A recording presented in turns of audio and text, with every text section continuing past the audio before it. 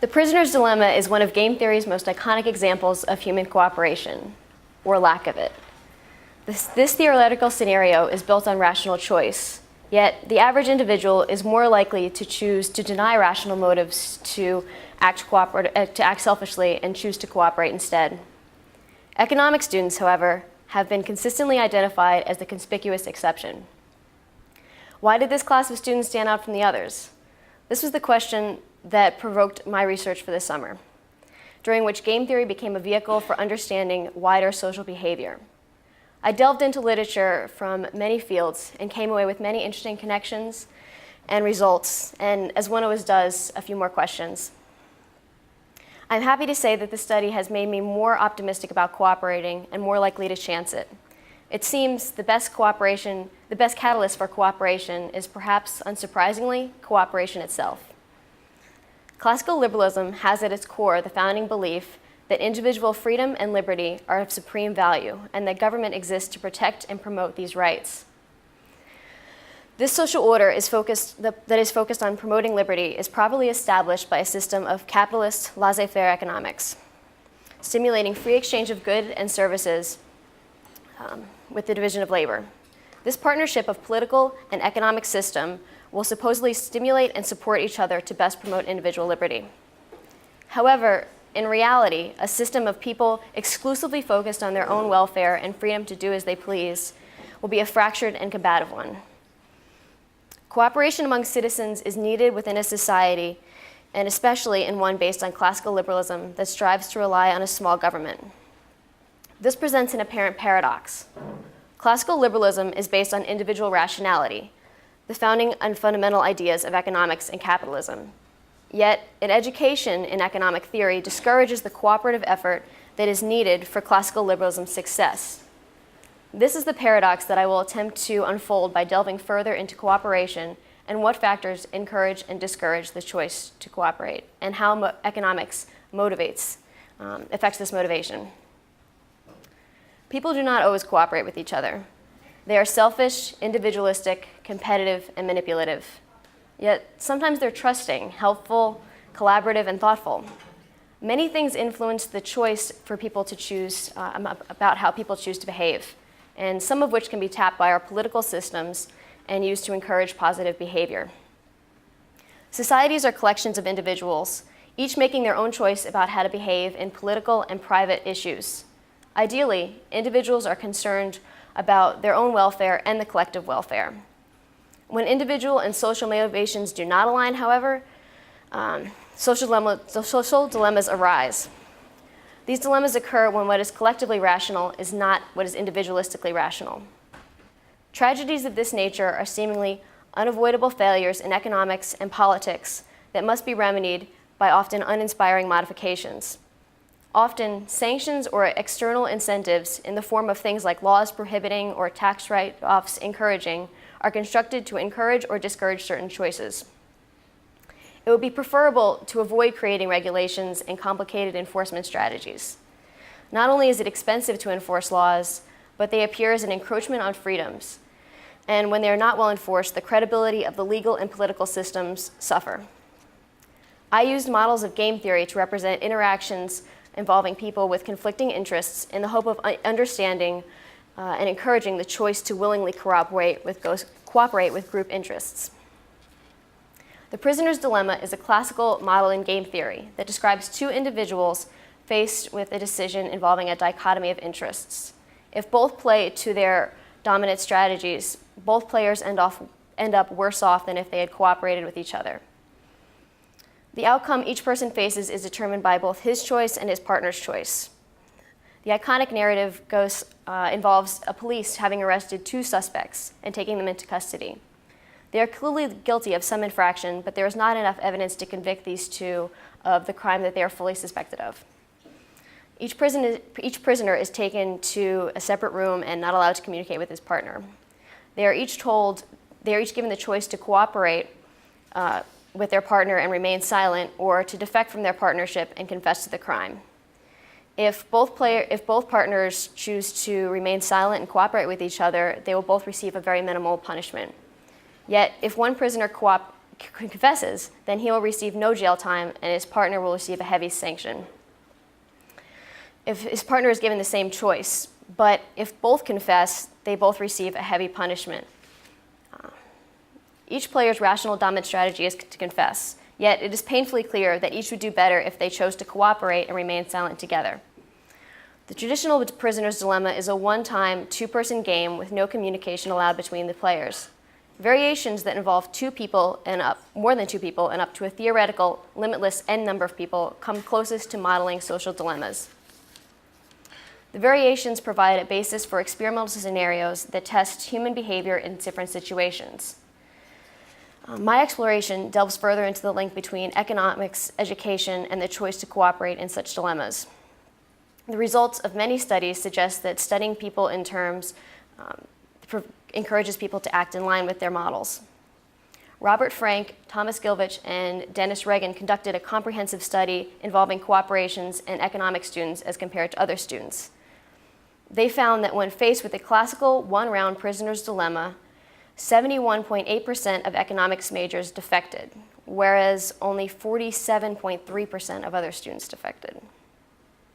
They also found a significant steady fall in the defection rate among non-economics students from freshman to senior year. This trend was virtually absent among economics majors. Presumably, as other students assimilated and felt more a part of their school's community, they became more trusting and cooperative within it. Economics students did not. Besides education, another significant influence in an individual's choice is the way a situation is presented. The way a situation is framed induces people to analyze their options and make decisions based on certain behavioral norms.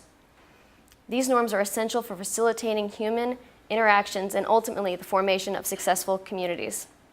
Norms provide an efficient means of interpreting others' behavior using context and accepted guidelines to make appropriate assumptions and inferences. An investigation of how norms can contribute to an individual's behavior choice in a prisoner's dilemma was seen in Anatol Report's study, in which individuals were explaining the dilemma in a way to evoke either a competitive behavioral norm or a cooperative behavioral norm. Of those primed to think competitively, 12.5% cooperated, whereas those primed to think cooperatively, 90% cooperated. The norms that I focused on are market norms and social norms. This distinction between these norms is one that we readily make throughout every day of our lives. Yet the division in our thinking patterns, and even more the implication that it carries, is widely overlooked. Market norms are those that we consider when making transactional decisions. They involve explicit, carefully defined, timely, enforced, close-ended bargaining exchanges. They elicit competitiveness, individual thinking, unhelpfulness, and less tolerance of hardship, and a willingness to work only as much as an individual believes they are being compensated for. Social norms are used in exchanges built based on trust and implicit obligations. Clear demands about the kind, amount, and time of repayment are largely absent, and one party may never be certain if they have fully repaid the expectations of the other. These exchanges are open-ended, and perhaps most interestingly, what is exchanged has a value highly dependent on the party that is offering it. These norms make people harder workers, more helpful, and more tolerant of hardship. People appear to operate with respect to social norms and less primed to think in terms of market norms.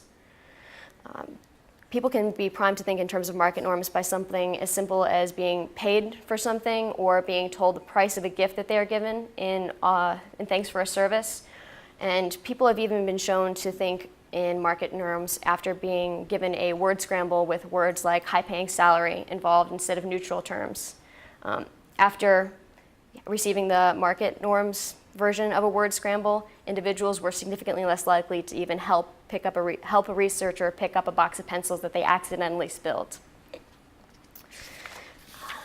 Participants were also seen to work much harder when asked kindly to help researchers perform a menial task than when they were paid a small amount according to how much work that they did.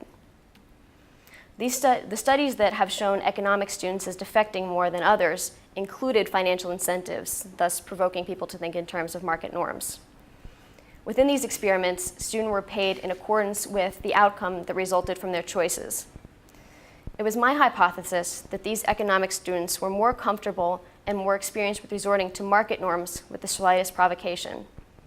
Economics students have more familiarity with contractual agreements involving money, whereas other students had more experience with social situations that don't involve money. Part of how a norm is chosen is an individual's confidence with that norm in eliminating any amount of unknown things in the situation at hand. Economic students more readily recognize market norm cues to think individualistically.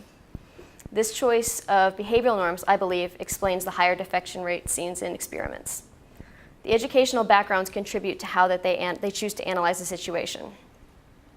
Both classical liberalism and economic theory are founded largely on the belief that individuals seeking their own well-being will engender a higher collective well-being. My theory suggests that there has been a severe breakdown in the communication between these two disciplines. Since economic students, the most educated in the founding ideas of classical liberalism, are the most unlikely to cooperate, it seems that there is something lacking in how these ideas are communicated and actualized. I designed a survey to uncover how educational background would influence an individual's choice to cooperate in different situations. I wrote two versions of A Prisoner's Dilemma, one in terms of market norms that involved money, and one in social norm terms that involved only societal gains or punishments, but still involved the same explicit preference order of ranking based on behavioral choices. The survey was distributed to all degree-seeking undergraduate students at the University of Richmond, and 660 responded. The survey results were striking. Despite a clear explanation of the preferred outcomes being the same in the social norms and market norms situation, nearly no one defected in the social norms case, less than 3%. In the market norms case, the total defection rate was 44.76%. Everyone was affected by the suggestion to think in terms of market norms, but none so much as economic students, of whom 75% defected. The general trend showed that 50% of liberal arts majors cooperated, or more than 50% of liberal arts majors cooperated, whereas more than 50% of business and economics majors defected.